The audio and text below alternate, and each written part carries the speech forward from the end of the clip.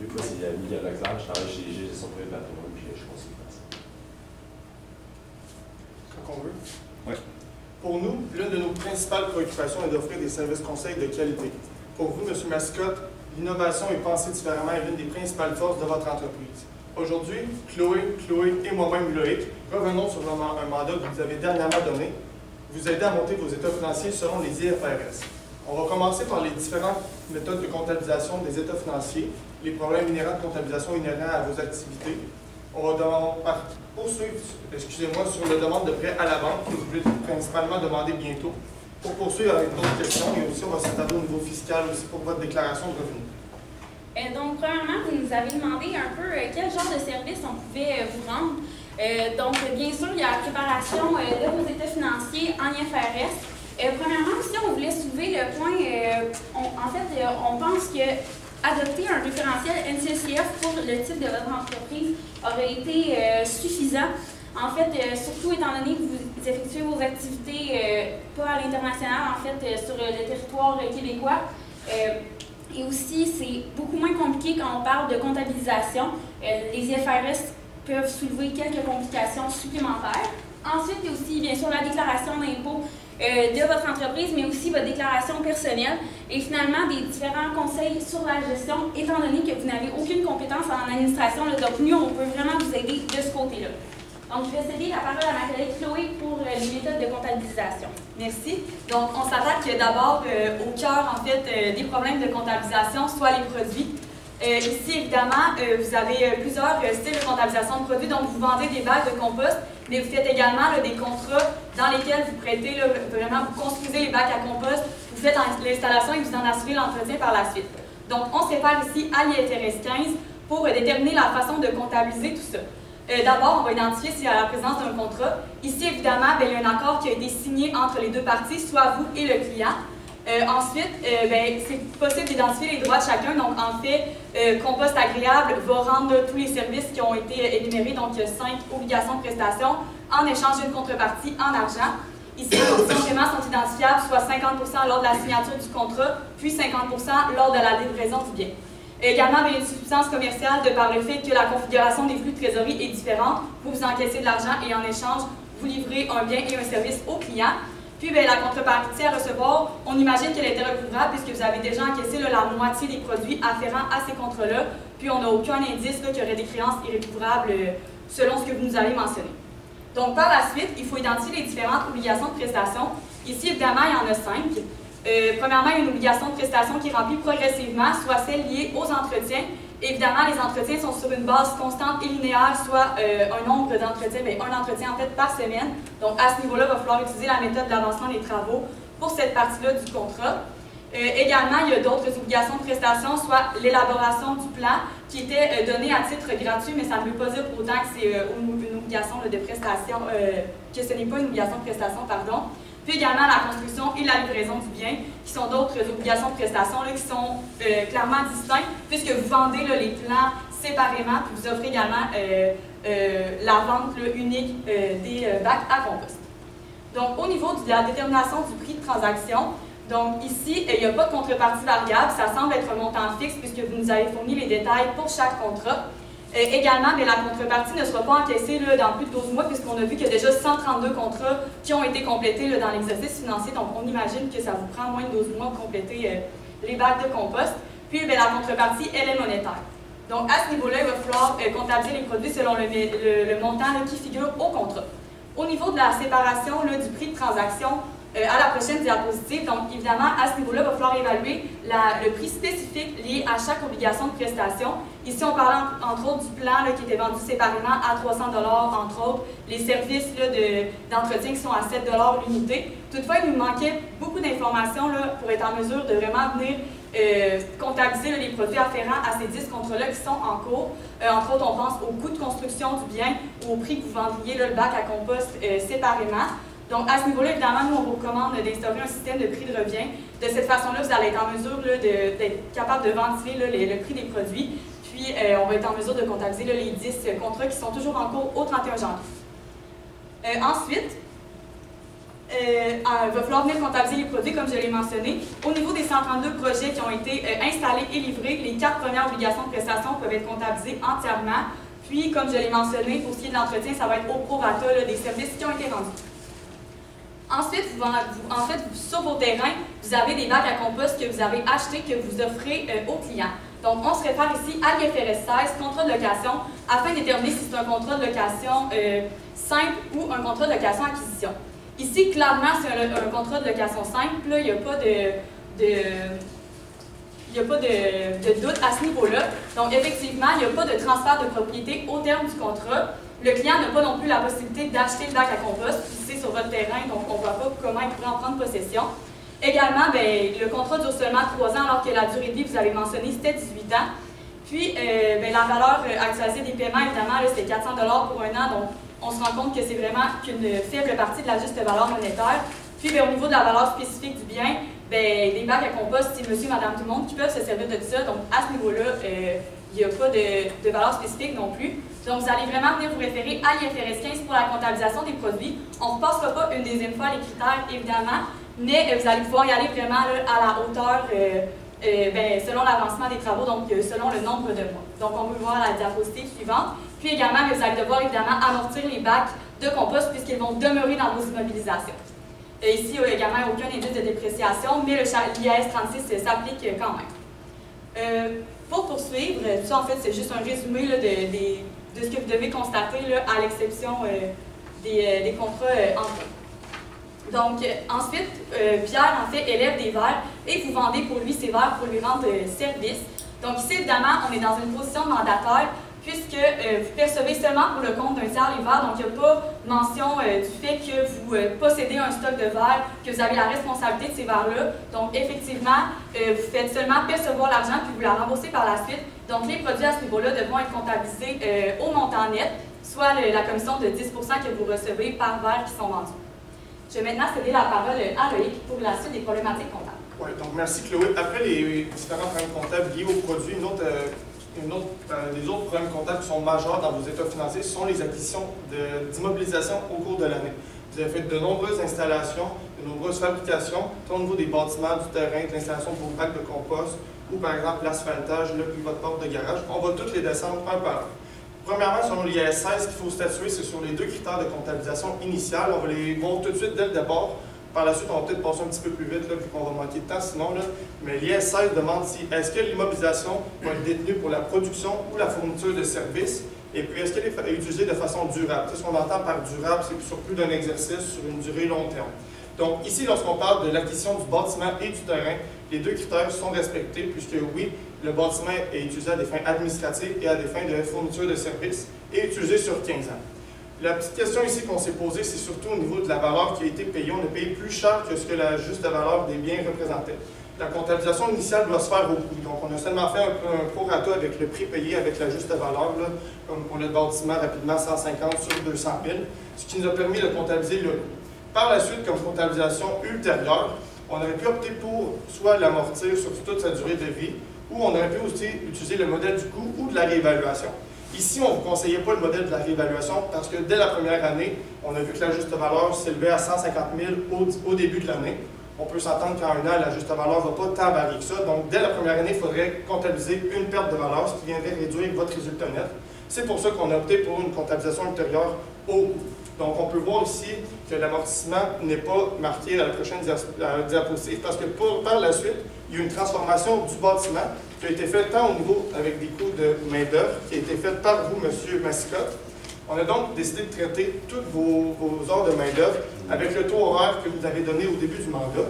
Ce qu'on a décidé de le faire, c'est de le mettre en apport des capitaux propres, puisque, par exemple, si quelqu'un d'autre l'aurait fait, il aurait fallu comptabiliser une charge. Ici, on a décidé de comptabiliser un apport, puisque, comme vous nous avez dit, tout au long de l'année, vous ne vous versez pas de salaire. Donc, c'est pour ça qu'on l'a mis en capitaux propres. Ici, on a pu voir que c'est un coût ultérieur qui a permis d'accroître l'immobilisation de par sa service, puis c'est un coût qui était nécessaire. C'est pour ça qu'on a comptabilisé à l'actif tant les matériaux que l'apport au niveau de la main-d'œuvre.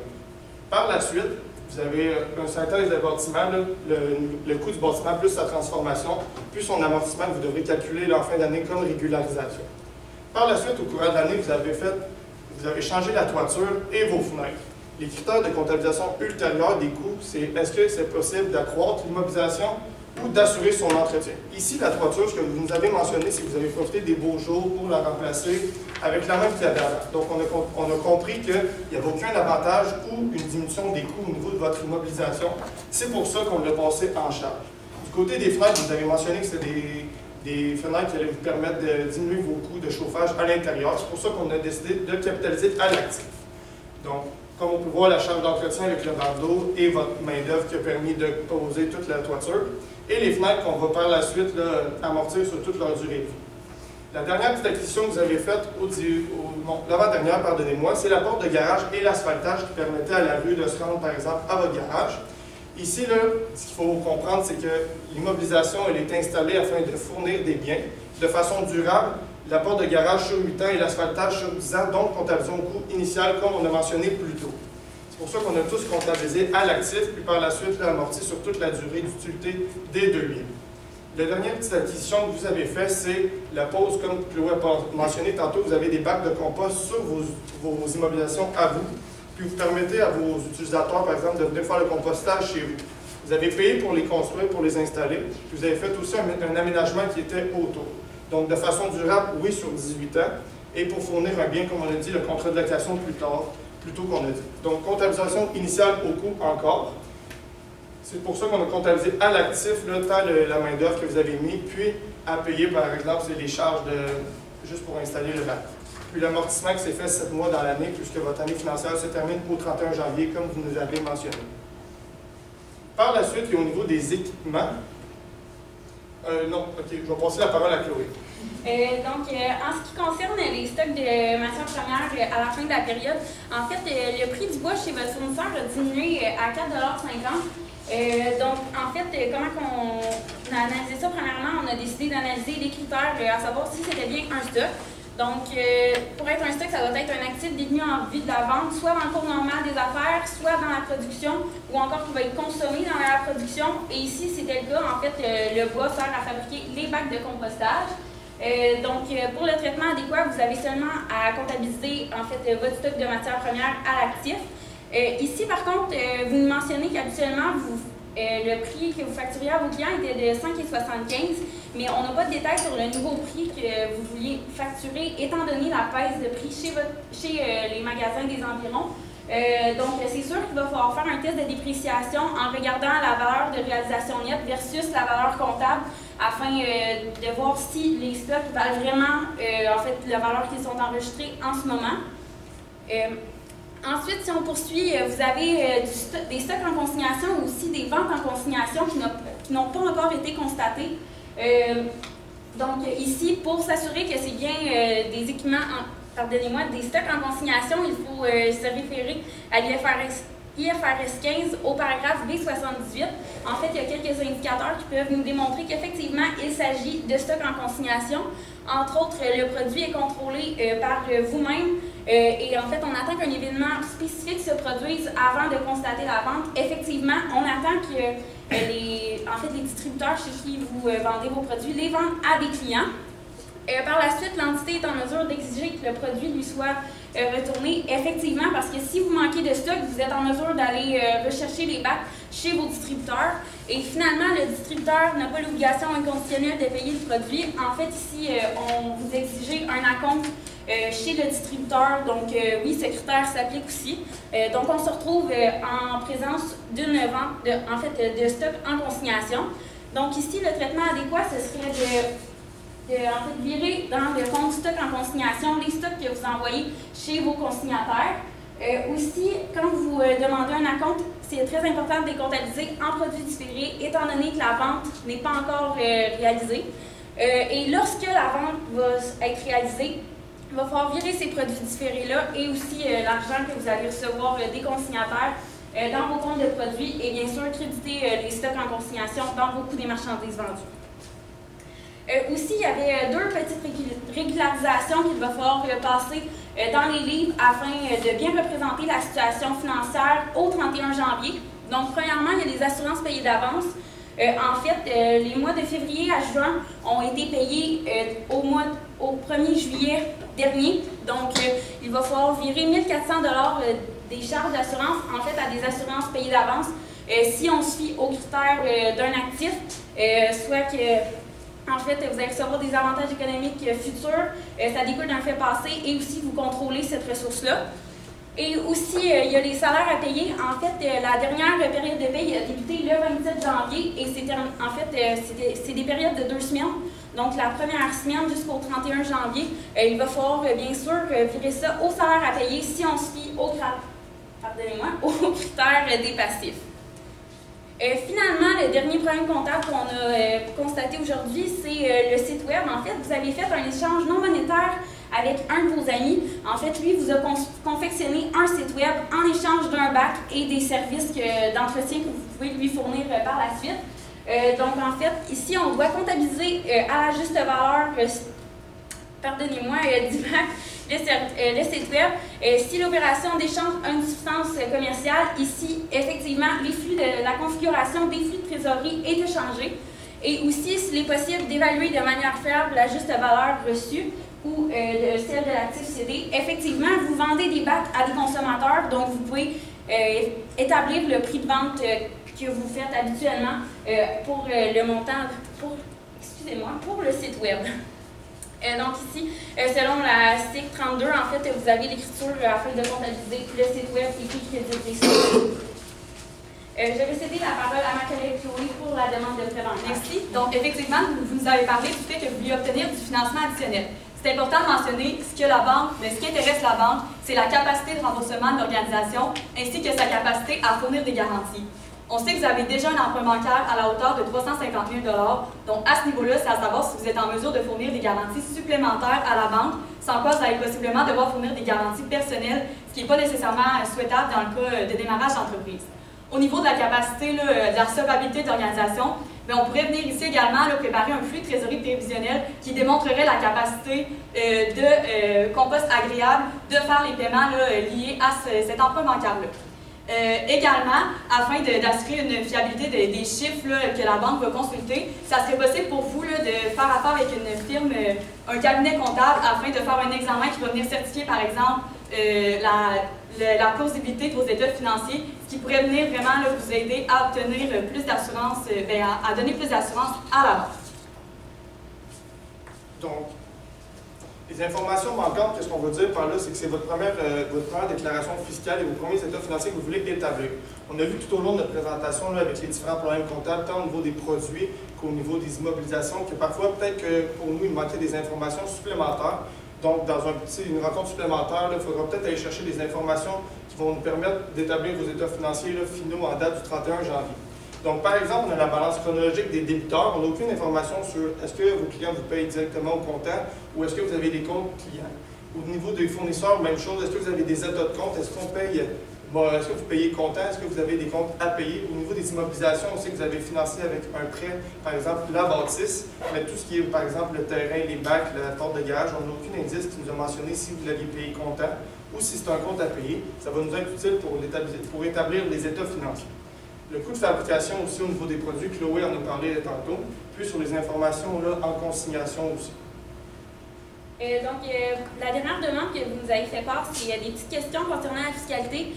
Donc, premièrement, on voulait vous informer des délais. Donc, pour produire votre déclaration d'impôt, vous avez 4 mois à la suite de la fin de votre exercice. Donc, si on considère que c'est le 31 janvier, ça nous mène au 31 mai. Et aussi, pour payer vos impôts, en fait, vous avez 6 mois, donc jusqu'au 31 juillet 2020. Aussi, dans la prochaine année, sûrement que le gouvernement va vous demander de payer des acomptes provisionnels, donc on voulait juste vous informer sur ce point. En fait, il s'agit de paiements au trimestriel afin de ne pas payer tout l'impôt en même temps. Aussi, bien sûr, il va falloir faire les différences entre les amortissements comptables et les amortissements fiscaux, soit la DPA. Et aussi, on a parlé un peu de l'assurance vie. Ici, on voulait juste vous mentionner que les paiements d'assurance vie ne sont pas déductibles fiscalement. Donc, pour conclure, évidemment, comme on l'a mentionné, la problématique majeure ici, c'est la comptabilisation des produits, puisque vous semblez avoir aucun système. Donc, d'emblée, on recommande d'instaurer dans Compost Agréable, un ERP, dans le but d'être en mesure de suivre le degré d'avancement des projets. Également, vous ne vous versez pas de salaire, ça fiscalement parlant, c'est pas avantageux, puisque vous ne pouvez pas contribuer à votre REER ou profiter des déductions pour frais de garde, ainsi que des crédits d'impôt qui sont quand même assez alléchants. Et également, pour la rencontre avec la banque, il va falloir préparer les états financiers quand même assez rapidement. Puis, tel que mentionné, possiblement le penser plutôt à aller en NCECF, étant donné que les seuls utilisateurs, c'est vous qui êtes l'actionnaire unique et la banque. Ça fait 20 minutes. Merci. Merci. Je sais commencer, vous avez une question, mais dans le fond, vous pouvez nous répondre, vous pouvez de savoir si j'avais versé des dividendes au salaire. Merci pour la réponse. Moi, j'avais une autre question aussi. On avait parlé, bon, les créances clients, on n'avait pas l'ordre chronologique et tout ça. Advenant qu'on l'aurait, ce serait pas qu'il serait à faire en lien avec ça. Et en fait, c'est ça, ça va nous permettre de constater tous les comptes clients, mais c'est aussi, ça va nous permettre de voir si on a des problèmes de paiement.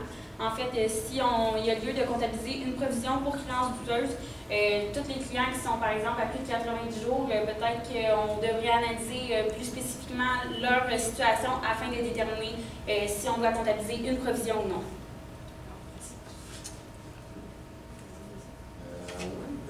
J'aurais aimé ça savoir, est-ce qu'il y a des particularités en IFRS au niveau de la comptabilisation des impôts?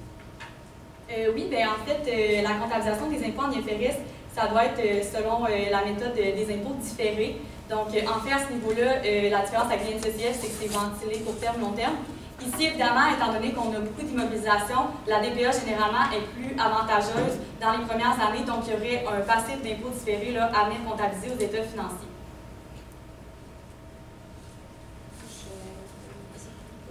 J'ai une petite question. Est-ce que le taux horaire de monsieur est à 34,25? Vous autres, est-ce que vous l'aurez rentré dans les charges, mettons, parce qu'évidemment, il met le temps pour produire les bacs et tout ça, ou comme c'est le propriétaire, vous auriez dit ça? Oui, c'est ça. Comme j'ai mentionné au début, ce qu'on s'est dit, sur quoi on s'est basé, c'est au niveau des immobilisations, souvent, il mettait de son propre temps.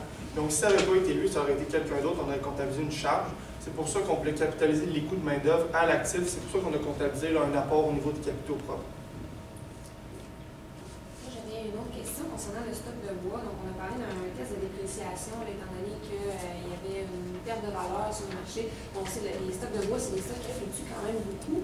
Donc là, moi, je me demandais, bien, si jamais il se produit quelque chose, puis les stocks reprennent de la valeur, les rebaissent et ainsi de suite, est-ce que je vais devoir suivre l'évaluation au jour le jour et comptabiliser plusieurs dépréciations et reprises de valeur dans la même année? Bien, en fait, c'est sûr qu'on manquait un petit peu de temps là, pour vous présenter toutes les problématiques comptables, mais selon l'IAS2, étant donné que le stock de bois entre dans la fabrication d'un produit, à la fin de l'exercice, il faut évaluer le stock selon la valeur de réalisation nette, mais du produit fini. Donc non, il n'y a aucune dépréciation de stock à comptabiliser dans les états financiers, ne vous inquiétez pas.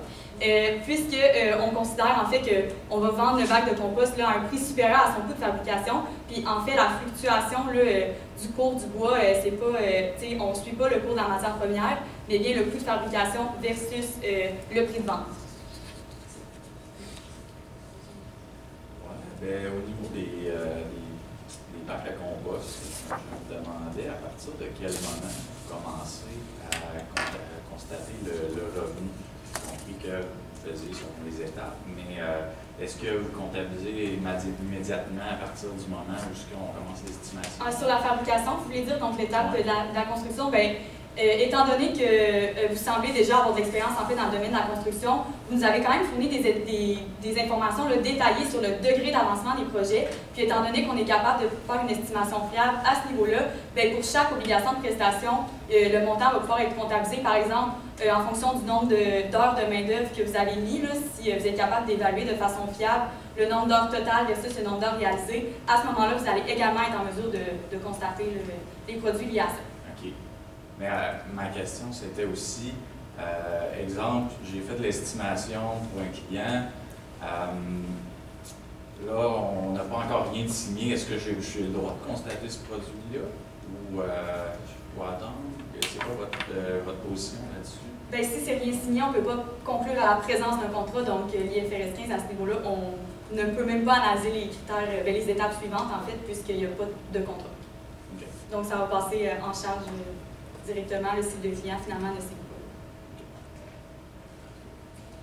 Je ne sais pas si on a le temps pour une dernière question à là-dessus. Il reste 35 secondes.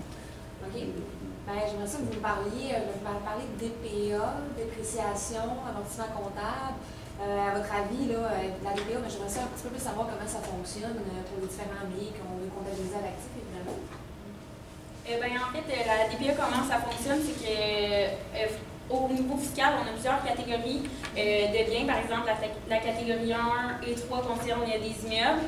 Et en fait, à chaque catégorie est associé un certain pourcentage ou encore quelques exceptions là, qui sont amorties linéairement. Donc, en fait... Ça fait 5 minutes. Merci. Merci.